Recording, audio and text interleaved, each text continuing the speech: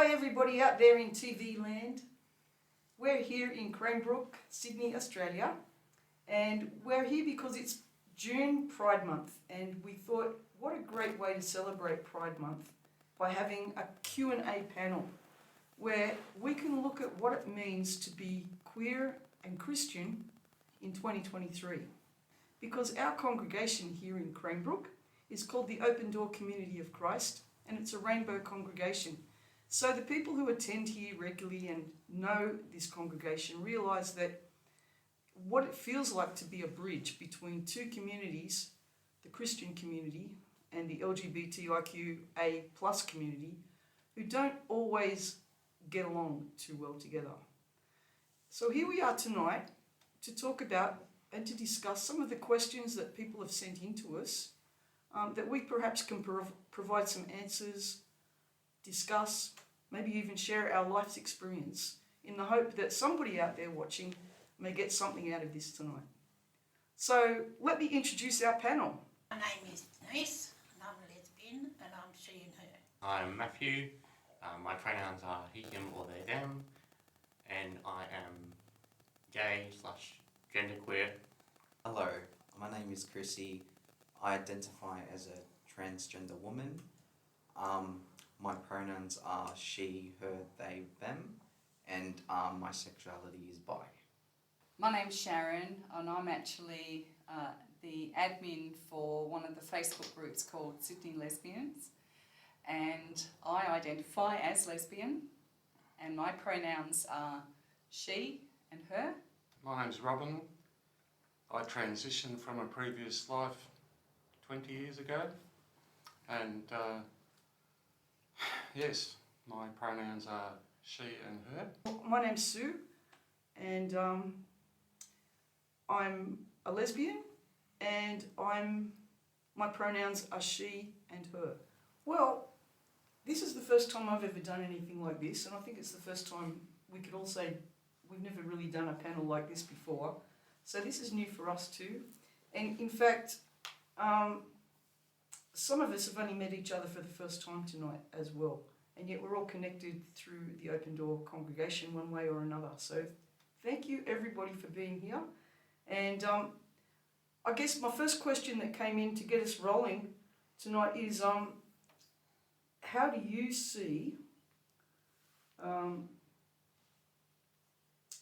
the bridging of the LGBTIQ plus community and the Christian community coming together in 2023, especially when you think about how much rejection there's been and hostility in different places around the world, but even here in Australia, I know that there is still hostility.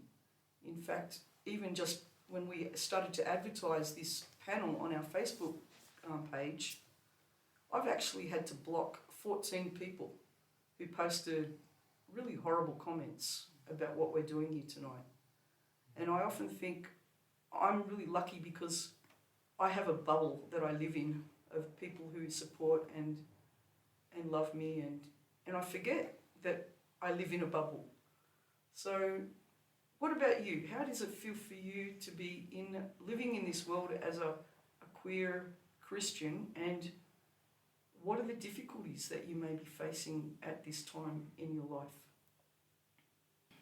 I think back to, I think it was 1989, where I had attended a Fred Nile rally, not as a participant, but that I had attended in support of my gay brothers and sisters, because I wasn't overly out at the time. And there was a lot going on. There was a lot of jeering and a lot of anger towards Fred Nile and his group, who had marched down Oxford Street, and they were, saying a lot of very provocative things that were against the gay community, because it was aimed more at the gay community at the time. And anyway, a situation had occurred where I'm standing there with my then girlfriend, I'm holding her hand, and quite literally on the other side of this petition were some of my church friends. And one of them looked at me and said, "Sharon, what are you doing holding her hand?" And right there and then, that's when I felt this absolute clash of the Christians that didn't accept gay people, and really the anger of the gay people at the time against those who identified as Christians because of the hurt and all sorts of things that they have suffered with the church. And that's when it came to the forefront that I was really in a very awkward predicament. And of course, I said, well, I'm holding her hand. That was it. I just stated the obvious and moved away. That was the way to deal with it. And of course, my then girlfriend was one of the 7 that got arrested. So it was quite an interesting experience, but very awkward and very, very awakening for me. Very confronting. Very, very confronting. Yeah.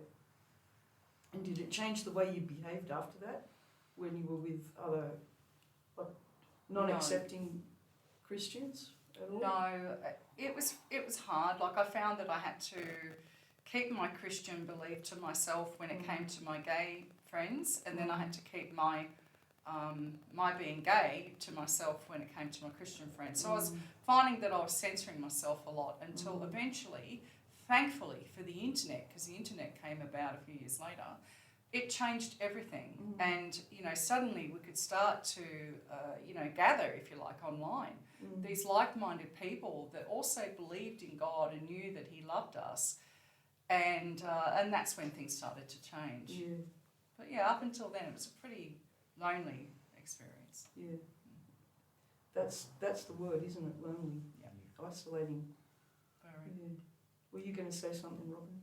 Yeah, I suppose I have a history in my own home church, a church that I grew up in, where I'm a 5th generation member. 120 years ago, the church was formed by some of my forebears. And so I've never really known anything different to that. And it wasn't until church members started to see changes in my behaviour, in what they could see,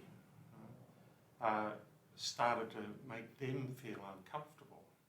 And the only way they had of, I suppose, of expressing that discomfort was being critical, being condemning, and arguing the case that I shouldn't be doing what I'm doing from a church management point of view. I had significant roles within the management of my church, and that I shouldn't be seen, as in the old saying that children should be seen but not heard, and all that other sort of stuff. Push me to the back and keep doing what I was doing because I'm a musician. And it sort of concerned me for a while, but I rested on my knowledge, my rock of faith, and said, Jesus and I are stronger than all of this. And the attitudes that they're expressing are from their own limited understanding of what the gospel of Jesus and the whole basis of a Christian faith is all about. And since coming to Sydney, I've not really had a lot of issues in relation to my church and being able to express my faith. In my workplace, we have a lot of Christian people, and me being who I am is not an issue. So I suppose my experience is very different to what others have found. And I think there have been a lot of changes, since in the last 20 years. There have been a lot of changes. Changes for good. I think the rapid availability of information has made a big difference.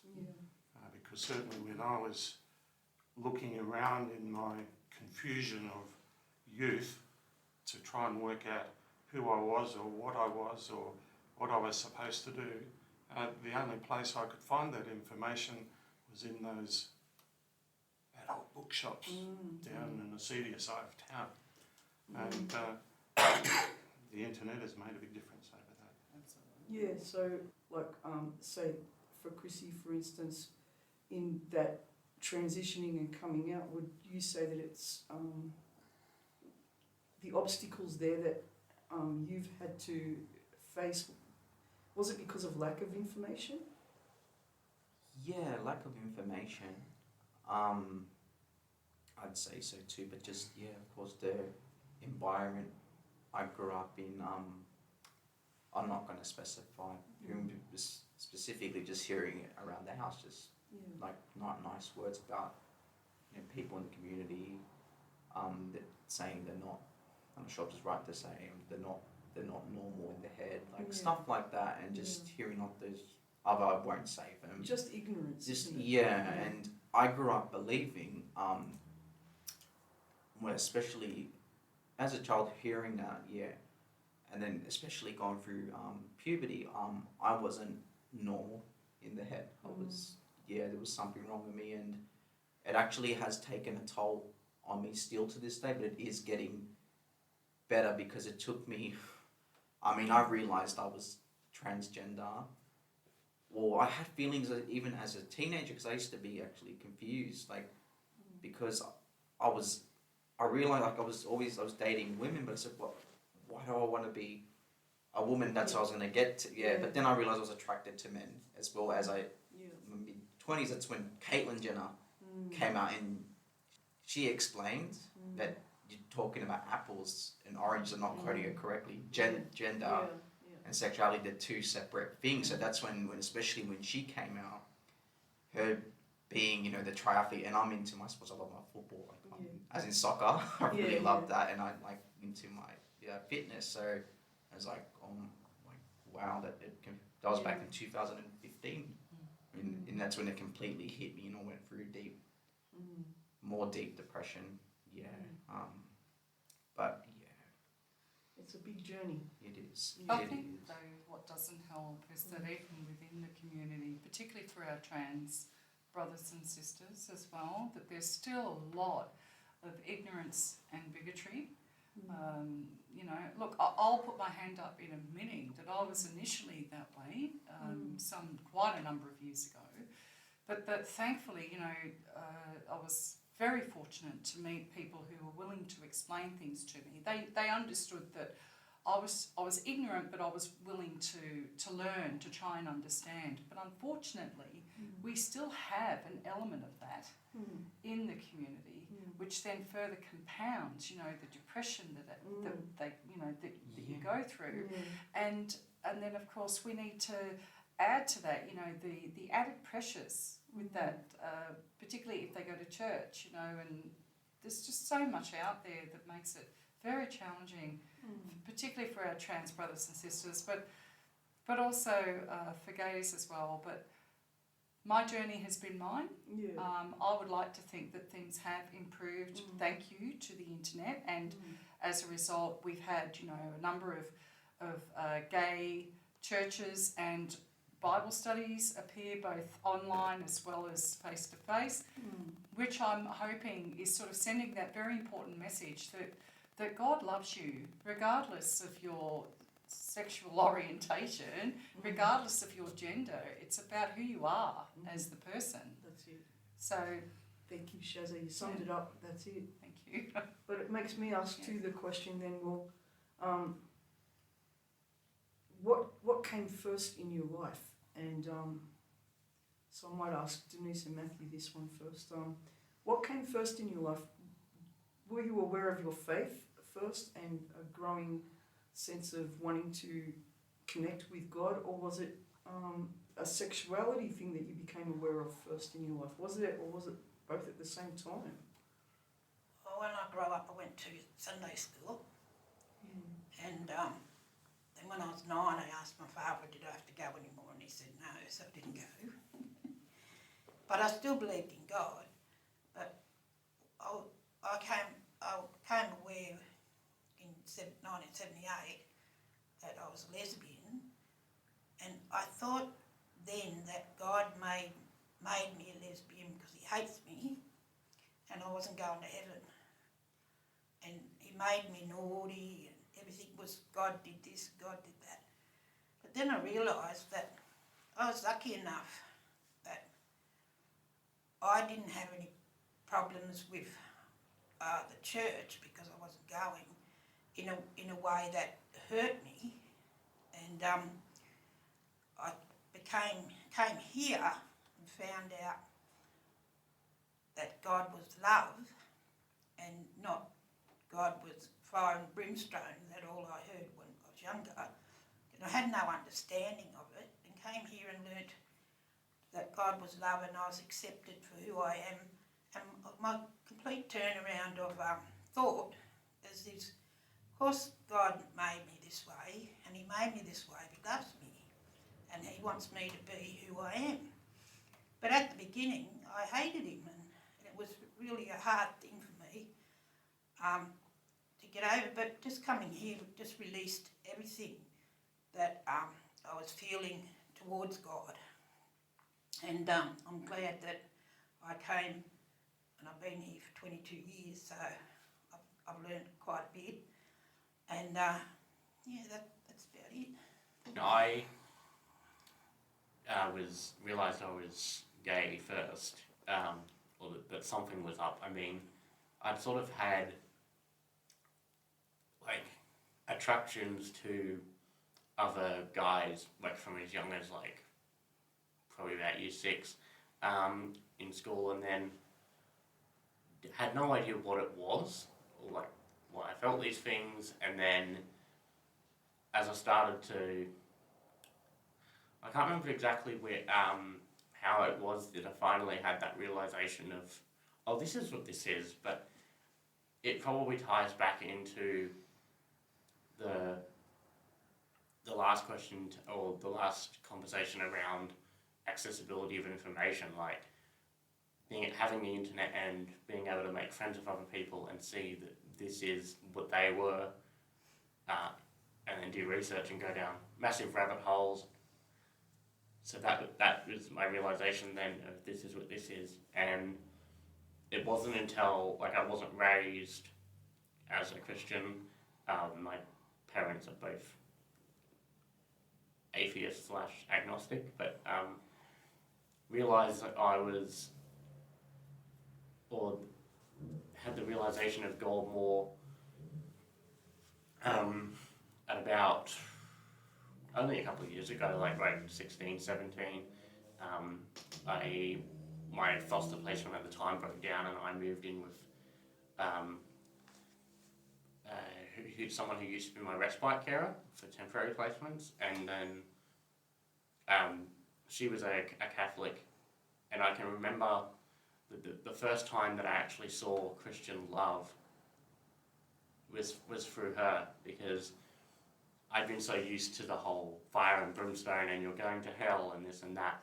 And then when I was coming out to the different people in my life, she was someone who was important to me. At this time, she was still my respite carer, not full-time carer. And so I felt like I wanted to tell her, but knowing that she was Catholic, I was fully expecting to be completely disowned and told I was going to hell. And then I told her, and I had tears running down my face, and I could just remember her saying, like, is that all? Is that all you had to tell me? I thought you'd done something horrible. Wow, that's so good. And that was, I think, the best thing that she could have said. Yeah. I was like, wow, this isn't this big, horrible thing after all. No. If someone as dedicated to her faith as she is can see, can show that love and acceptance, then clearly what I've been seeing so far has not been Christian. And then just obviously through living with her, I saw more and more of the good that she was doing, and the one thing that tied through all of that was Christianity, and so that's sort of how I got into that. That is amazing. That is like a good story, I want to jump up and down on my chair on that one, that you actually became a Christian through the coming out process. Yeah. That's amazing. Yeah. Because so many times you hear the opposite happen, that you're coming out or somebody's coming out and they want to tell an important person in their life, and it's their Christian faith that shuts the door on them. And I think that kind of leads into the next question, really, which is about the scriptures and our Christian faith, and how many times over the years we've had the scriptures used as weapons against us. Because, you know, it says this about Sodom and Gomorrah, and Paul said this, and, you know, and the scriptures have become weaponized, haven't they, in many instances? Yeah. And yet, that story, somehow that Christian lady was able to put all of that to one side and go, love matters. Yeah. And that's really the heart of the Christian faith, isn't it? I think there are many people who claim to be Christian and I suppose provide the support for their claim by being able to quote Scripture. various bits of scripture, and all they know is various bits of scripture. And when challenged about what else does it say, what does the next verse say, what does the verse say before that, what is the intent or the context of the verse that you're using, Yeah, their whole faith structure falls to pieces. yeah, And it's really, I guess, the attitude of people saying what you can't do. Can't do this, you can't do that, you're going there, you're going this, and doing all those sorts of things is more out of fear and embarrassment rather than practicing the faith that Jesus has taught us to love one another.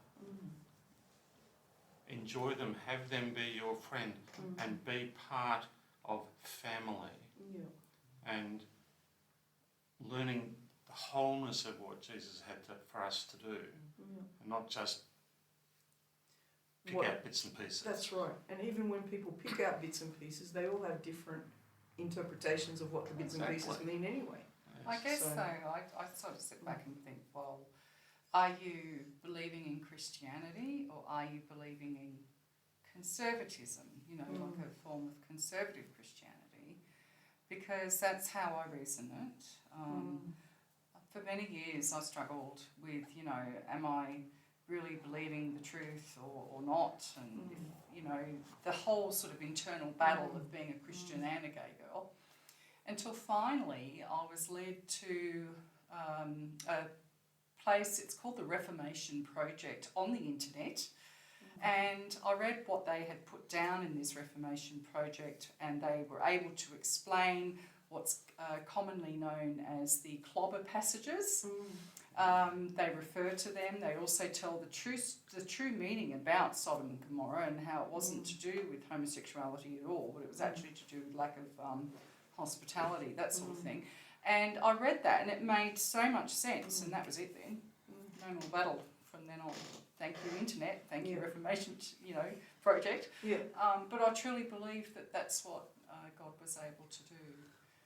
One of the big To give awakenings. reassurance. Yeah, one of the big awakenings I've had from pastoring at the Open Door was when we first started 23 years ago.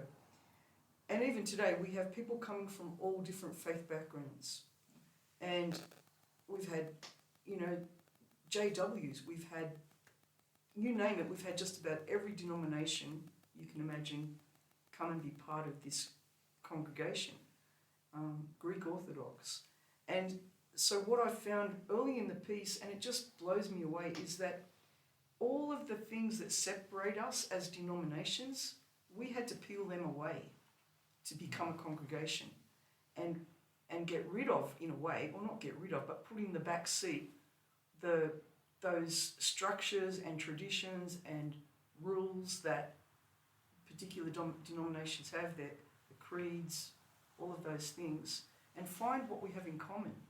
And what we had in common was this, which is God's love. And an Open Door has thrived, really, survived and thrived because of that commonality, which I think is at the heart of who we're meant to be as Christians, that we are meant to be people that love God and love each other. Full stop. End of story. So sorry I'm preaching. I think it's a way to, I guess it simplifies it to a a certain extent, but I believe the message from Jesus was what we can do, not what we can't do.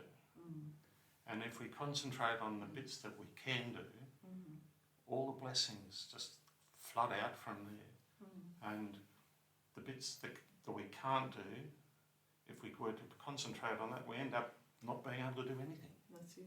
So it's all about what we can do. And I find that a very good foundation stone on which to rest my faith. Very true. Are you ready for the next question? This next question was from Liz, and Liz wants to know, should people who are anti-LGBTIQA+ Christians, so the Christians who do not support us as a community, should they be allowed to voice and practice their discrimination?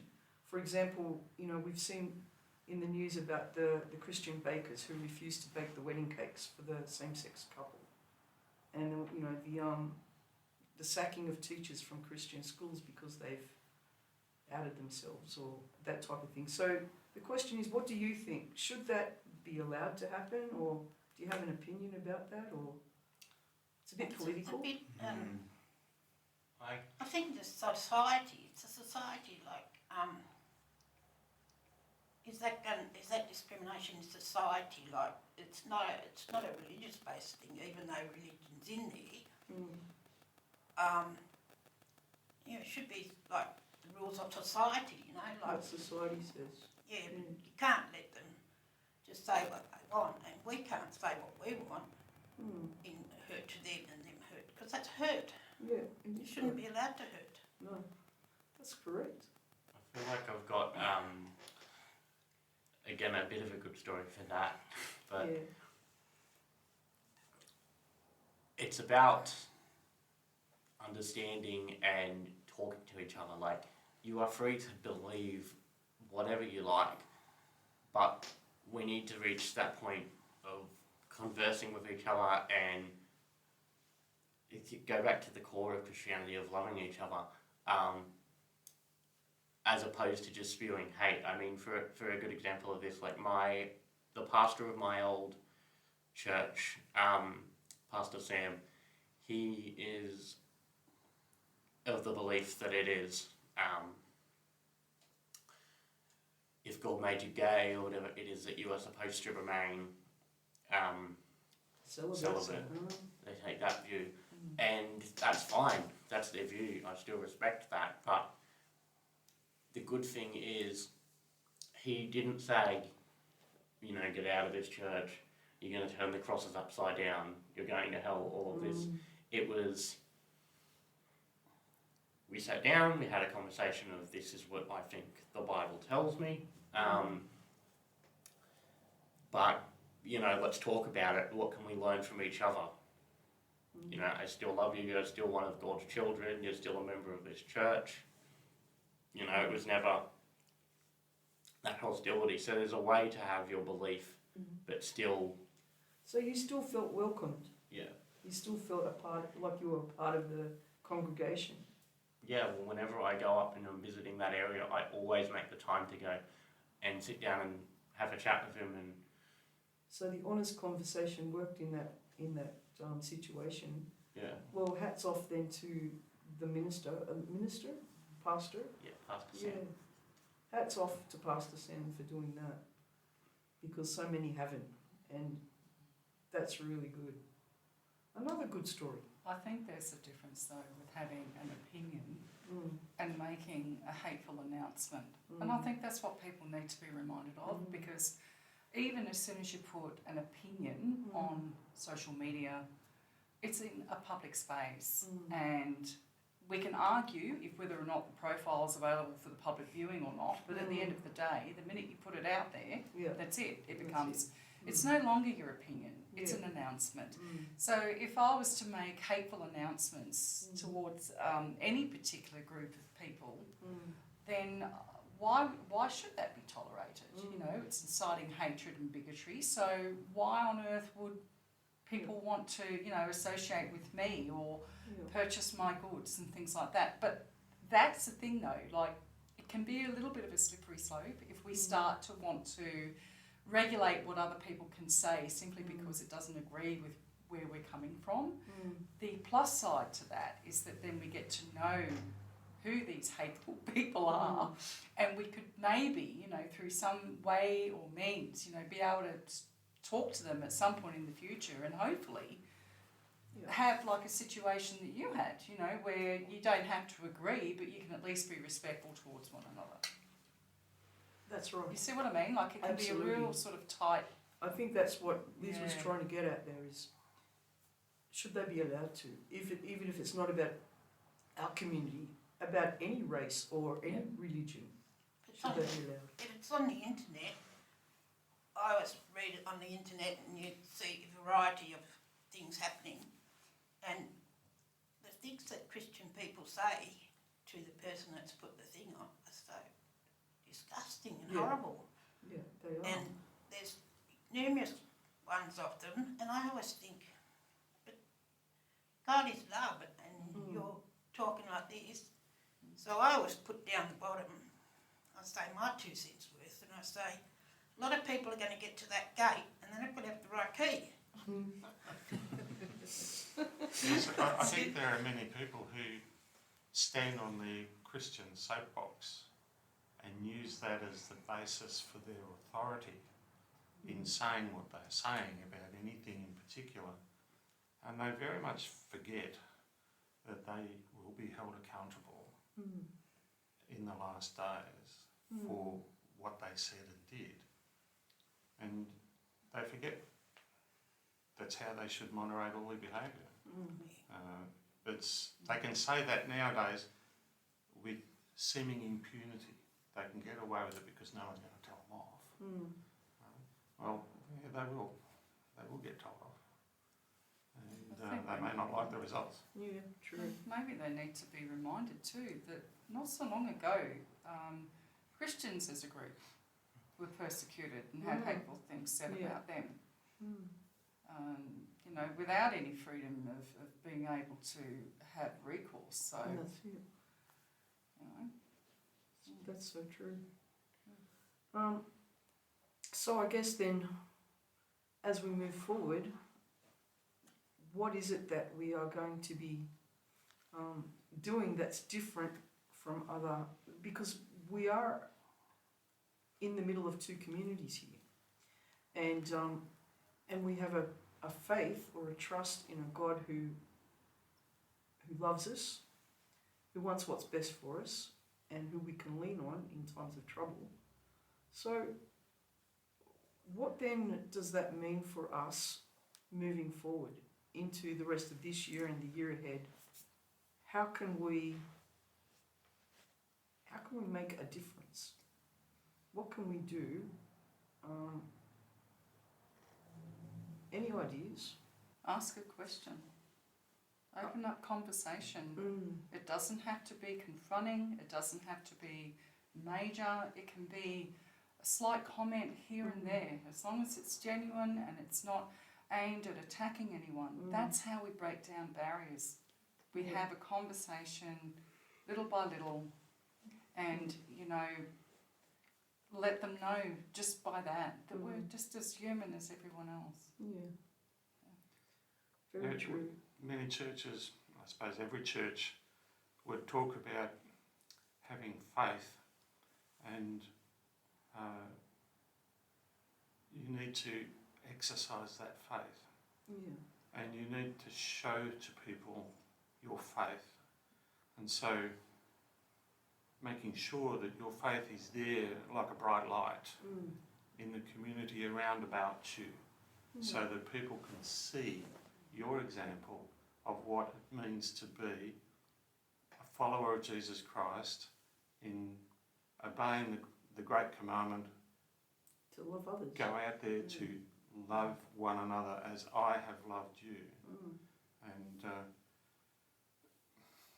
we won't necessarily win all the world, but we need to be able to start to make changes in the world around us. So true. The last question I've got here is from one of Alex's friends, and it's more of a fun kind of question. So feel free to answer this one if you like. When you were in the coming out phase, what was the most extreme way you avoided your parents to be with a significant other? When I first realised that something was different about me, is I went to a party. And at the party, all the boys were together and all the girls were together. And I walked in, and it was like I opened my eyes went like big, like this. I said, this is what I am. I just knew. You arrived. Yeah, You were at the party and... this is what I am. I never told my mother and father. I just went along the same. I just sat the same, and I brought girls home, but I didn't hold their hands. I brought girls home, and I just didn't tell them. But then one of my girlfriends, I broke up with her, and she said she was going to tell me mum. So I had to run down the next day and tell my mum. I was 30. You can only get away with it for so long, Denise. That's so funny. But it didn't matter. She already knew. What have you been taking the girls home for? Oh, years. Since I was 18. I You didn't did sleep pretty with them in good. their place or anything. Oh, too funny. That was funny. I And then guess she I goes, don't- oh, that's all. And then she said, is your brother? She was not worried about me. And I said, no, Mum, he's all right. I was 30 as well. I was a late bloomer. I had no idea till I was 30. And then I finally started to come out to my family, and I remember telling my sister one day, and I was all very serious, and my sister Robin said, I already knew. And I said, how did you know? She said, I just couldn't imagine you in a wedding dress for a start, and I couldn't imagine you having children. And then she said, and besides, lots of people have asked me over the years if you are. I said, oh really? So it was not a very good kept secret by the looks. Yeah. But, yeah. I guess when I came out to my parents, they just kept asking questions. They wanted to know. They wanted information.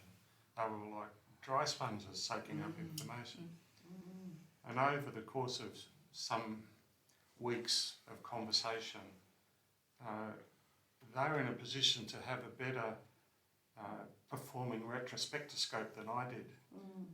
And they were able to look back into the very early days of my childhood, because I said that I knew that I was different from the time that I understood that there was a difference between boys and girls.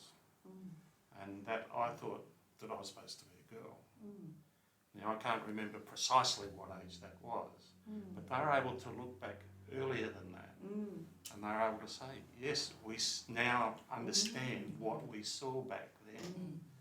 And that explains a lot of things, because then all the dominoes started falling into place from the point of view of explanation of a lot of things that I did and a lot of attitudes I expressed or didn't express through the years. But I would say, Robin, that you're very lucky in a lot of ways to have parents that would be like that, because I would say that in many situations the parents, of somebody who's wanting to transition would not be supportive or accepting, or, would not be wanting to find out information, but wanting to, Well, I think that came about because of their solid foundation of faith. Yeah. Both were very strong people within our church, and it was their example that helped me build my faith, that has allowed me to weather the storms that everybody else experiences, and then I come across feeling as though I haven't had any storms. Yeah. See, again, there's examples of Christians who have been able to be supportive as well. So not all Christians are unsupportive. So what about? I was fortunate because when I came out to my family, they were similar. Oh, Yeah. we knew that already. Yeah. And you go through this build up of Yeah. absolute angst and oh, we knew this already, and you're like, oh, cool. Now I can go in the Mardi Gras and not care. That's what I was thinking at the time. Yeah. So I remember the year. It was 1996, and the Liberals had won the election that night. We weren't very happy about that, but anyway, not going into politics. But I remember it because that was the year I came out to my folks, and I decided, fine, if they're okay with it, the rest of the world can be too, and that was it. Off I went. Yeah, that's it. So I was very lucky. Yeah. Very lucky. Yeah. I remember once when I was very little, we had cloth nappies, right? I must have been only about 4, and I was trying to put this nappy on. Anyway, my sisters come out, and they were trying to put this nappy back on me, right? And Mum said, "What are you doing?" And I said, "I want to be born a boy." You're putting the nappy on the wrong way. No, I was putting a nappy on to be born again a boy. Oh, wow. Then when I went to the party and thought, oh, girls can be girls, you know, You don't have to be a boy to like girls. I don't have to be a boy. There you go. I'm very happy being lesbian. You're happy being lesbian. There you go. Like you mentioned how when you do come out, it's this whole, and if they're like, oh, I already knew, it's that whole It's very much an anticlimax in many ways. well, I had that, but in addition, my mother stole my spotlight. I was like super. It was weird because I was super stressed out to tell my biological parents that I was gay, and then I can remember that I, for some reason, was more comfortable telling Dad because at that time I got along better with him. At that time I still thought it was funny. And then, so anyways, I told him first, and I'm like, I don't know if I should tell Mum, don't tell Mum. And then he's like, okay, but I think you're okay to tell her, and I think you'll get a surprise. And so at that point it was more intrigue than anything, rather than me being ready. I was like, okay, now I have to know. So I said, I ended up telling Mum that same day, and then she turned around and goes, oh, well, I'm a lesbian, so... Oh, so she came out to you. Yeah, and we came out to each other, and it was like, well, I don't know how I didn't know that already, but I mean, she's always had like bright pink hair and everything, so it's not like she was hiding anything, but me being a child, it's like, you don't realise. No. And yes, That's she funny. stole my spotlight. She stole it from you. It was supposed to be all about you, but it wasn't. I almost would have rather her call me a slur at that point. Too funny. Yeah. What about you, Chrissy? Yeah, I've got a couple of ones. So, actually, so my parents split up when I was young, but my dad actually approached me when I was 16, I think I was 17, around that age before he passed away, because my parents divorced when I was 2. And my dad had said to me at the time, he goes, son, I don't care if you're gay, you want to be a woman. And I'm just like, quite thinking, how does he know? No, yeah, and he goes, I'll still love you, no matter what. But yeah, but then the funny one was, when I came out to my mum's brother, I wanted to go visit my grandma's, and I told him, Uncle Lewis, I'm transgender, I want to transition into a woman, and he's just quiet on the couch, and he's like, and I go, well, I said to him, well, what's wrong? And he goes, I'm in shock, and he goes, what do you want me to do? Do you want me to get up and start singing? You ain't nothing but a hound. And I just started laughing, because seriously, I'm just taking it in. He goes, like, I said, are you up? So he goes, no, it just makes sense. So, yeah. It was funny. Oh, that's hilarious. So you weren't sure at first, he was just... Yeah, no, it was just because he was in silent, he was in shock, and yeah, when he did, I started cracking, because that's, yeah. Elvis, any chosen Elvis song? Yeah, because he's a big Elvis fan. in I that love moment. Elvis too. You ain't nothing yeah. but a hound dog. There you go. Yeah, I got intel because of him, but no. That's I've hilarious. uncles like father figure to me. Yeah. I think we've been pretty fortunate. I mean, when you compare, say, similar stories to, say, 30 years ago or longer, it's just my opinion, but I just seem to think that maybe, you know, families weren't quite as accepting, that as the decades have rolled on by, that we're becoming a lot more aware, and the ignorance and the bigotry hopefully is just starting to fade away. Yeah. So, yeah. And So I think it's- again the information highway Mm. has really opened up the whole Definitely. thing, hasn't it? Yeah, definitely. Thank you, all of you, for opening up tonight and answering these questions and sharing a little bit about your life. I mean, at the moment we've only got 7 subscribers on YouTube, so all 7 people might get to watch you, but hopefully that will grow. And yeah, thank you, Alex, for coming up with this idea tonight, and hopefully whoever does end up watching this will, it will, you know, find a way to give support and a little bit more understanding of what it is like to be a Christian and